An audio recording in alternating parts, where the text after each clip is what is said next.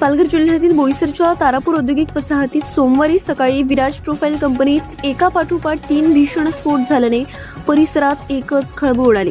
स्फोटांची तीव्रता इतकी होती की बोईसरसह आजूबाजूचा परिसर हादरून गेला।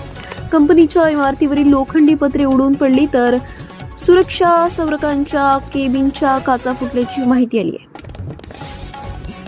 स्फोटांच्या घटनेत 2 जण जखमी झाले असून कंपनीतील सेफ्टी अलार्म वेळीच वाजल्याने कामगारांना सुरक्षितपणे बाहेर काढण्यात आले। कंपनी व्यवस्थापनाच्या माहितीनुसार सुमारे 200 कामगार सुरक्षित आहेत। मात्र या घटनेनंतर तारापूर एमआयडीसीतील सुरक्षा व्यवस्थेचा प्रश्न पुन्हा ऐरणीवर आलाय। औद्योगिक वसाहतीत वारंवार घडणाऱ्या आग आणि स्फोटांच्या घटनांमुळे स्थानिक नागरिकांमध्ये भीतीचे वातावरण निर्माण झाले। या स्फोटाचा हादरा आसपासच्या घरापर्यंत जाणवला असून काही ठिकाणी काचा फुटल्याचे आणि घरातील भांडी पडल्याचे नागरिकांनी सांगितले। तारापूर एमआयडीसीतील वाढत्या औद्योगिक दुर्घटनांमुळे भविष्यात मोठी जीवितहानी होण्याची भीती व्यक्त केली जाते। दरम्यान प्रस्तावित नवीन औद्योगिक प्रकल्पांबाबतही नागरिकांकडून पर्यावरण आणि सुरक्षेचे प्रश्न उपस्थित केले जाते।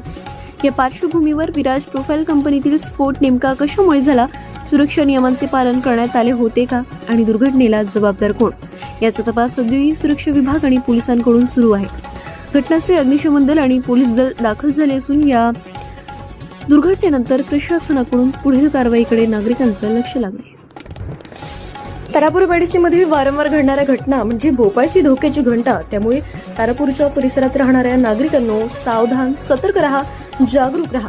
कामगारांची सुरक्षा मात्र नेहमीच ऐरणीवर येताना दिसते। दरम्यान या घटनास्थळी पालघरचे पोलीस अधीक्षक यतीश देशमुख यांनी भेट दिली आहे। पाहूया त्यांची प्रतिक्रिया। बोईसरमधील विराज प्रोफाईल स्टील इंडस्ट्रीमध्ये आज 10:30 ते 11:15च्या सुमारास एक मोठा ब्लास्ट झाल्याची घटना समोर आली। घटना होताच बोईसर पोलीस स्टेशनचे पीआय, त्यांचा स्टाफ तसेच एसडीपीओ बोईसर आणि मी स्वतः आम्ही त्वरित स्पॉटवर रवाना झालो। घटनास्थळी पोहोचल्यानंतर समजले की एक ब्लास्ट जो आहे तो फर्नॅन्स आहे, ही भट्टी आहे। तर स्क्रॅप वितळण्याच्या भट्टीमध्ये हा ब्लास्ट झाल्याचं निष्पन्न झालं। अर्ली वॉर्निंग सिस्टम 2 मिनिट आधी अलार्म वाजल्यामुळे इथले सर्व वर्कर्स वेळेवर बाहेर आले।